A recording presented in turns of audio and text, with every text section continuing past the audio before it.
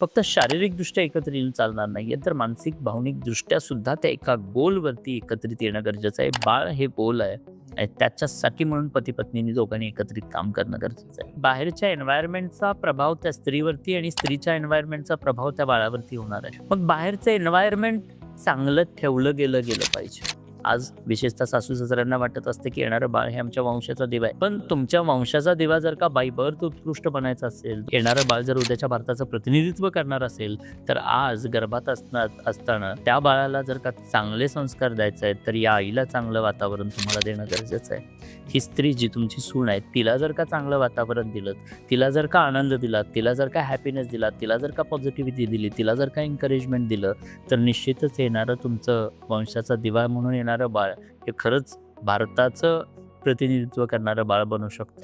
आणि म्हणून तिला जास्त केअर करायची गरज आहे, तिला जास्त सपोर्ट करायची गरज आहे.